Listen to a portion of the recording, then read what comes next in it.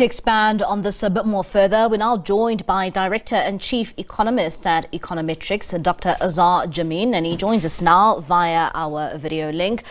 Dr. Azar, thank you so much for your time this evening here in SABC News. I mean, this is a historic moment that has happened in our country. Never in the past 30 years that we've seen the budget being postponed or cancelled. What is your thoughts on the fact that we saw this budget not taking place today? I think it's not out of line with what happens in coalition governments internationally. A mere month or two ago, we saw a not dissimilar situation prevailing in France. It led to the call on a Prime Minister, Michel Barnier, to resign. He was replaced by Prime Minister Bayrou, and he made some amendments, and the budget was then passed. So in the United States, they often toy and play around with budgets and you almost get to the brink of that. You think that the whole government's going to close down, and then at the last minute you get some agreement. So this is not unusual, and in fact is a manifestation of the vibrance of our democracy in South Africa, which actually distinguishes us from so many other emerging markets, and to that extent is probably favorably seen, or might be favorably seen. The comment was made that the rand fell by 1%. Well, actually, most of the fall in the rand took place long before the budget postponement was announced. So at the time that the budget postponement was announced, the rand was at 1848. It's weakened to 1855. That's no real big deal, and one must reflect on the fact that the rand is considerably stronger against most currencies than it was 10 days ago. Yeah, so that is hardly a sign of a loss of confidence. All right. And Dr. Azar, would you say then the rand reacted positively to the postponement of this budget speech? I don't think it reacted positively. It did react slightly negatively, but certainly nothing dramatic. We've had far bigger reactions in the rand at times of other announcements than this one. So I do think that some people saw this as a positive development. The other thing that it did reflect from a positive point of view is that whether you agreed or not with the decision to hike the VAT rate, it did suggest that the government, that the National Treasury is really determined to follow the path of austerity that markets want, to try and prevent the public debt from rising inexorably. And to that extent, it was also possibly seen as a satisfactory spat, actually. And I think there's going to be a lot of pressure now on the GNU to come up with another solution that also doesn't break the bank, so to speak. And Dr. Azar, we know that, the biggest stumbling block for that budget speech not being delivered today is the issue around, the increasing in the value-added tax. And perhaps let's unpack that. And, how detrimental would that have been should we have seen that announcement from the minister increasing VAT by 2%?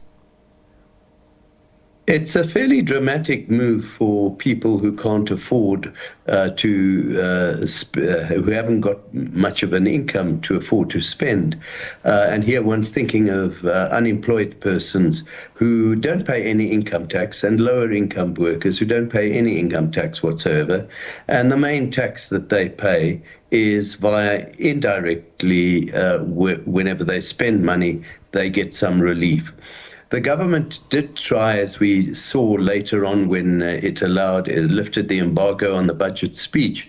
The lifting of the VAT rate did go hand in hand with the decision to want to zero rate VAT on a whole host of foodstuffs, such as certain tinned food and meat and poultry, which is quite a big concession to make and would have cost a lot of, would have foregone a lot of the revenue that would otherwise have been got from introducing that VAT rate. The government also had a plan not to increase the fuel levy.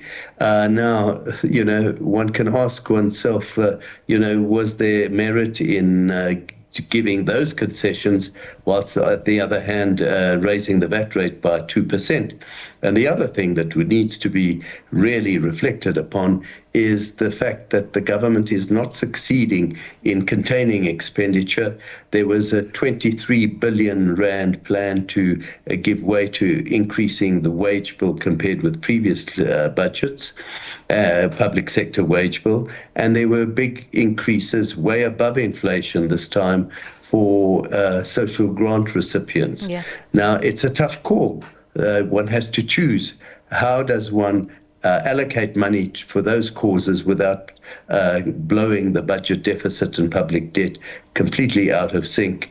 And the government in its, probably the ANC in its wisdom thought the easiest way to do that would have been to raise the VAT rate by 2%. But, the politicians now have to get around a table and find alternative solutions. Yeah. And, going back to the budget speech, Dr. Azar, one would also ask, how can this impact the ratings agencies, particularly when looking at South Africa and now also then looking at the postponement of, this budget that will now, we hope, be delivered next month? I don't believe that it will necessarily have a negative effect on our ratings outlook, because it exemplified the determination on the part of the government to try and maintain at least a semblance of fiscal discipline. There is a tremendous pushback on that stance by the opposition, such as the MK and the EFF, and even a lot of members within the ANC itself. And ratings agencies would therefore laud the government for actually landing in difficulty especially expressly trying to maintain fiscal discipline. And what does it say about the government of national unity? A number of people actually coming out, saying that, well, it seems as if the government of national unity is working in the interests of South Africans, and particularly to the fact that we didn't see that 2% VAT increase being announced today. I think there's a lot of validity in that statement, and I found it encouraging. As I said at the outset, I think it reflects a vibrant democracy in operation, something that is disappearing in many countries and certainly isn't prevalent in several emerging markets such as South Africa. All right, Dr. Azar, thank you so much for your time and for your thoughts on these latest developments coming out from Parliament.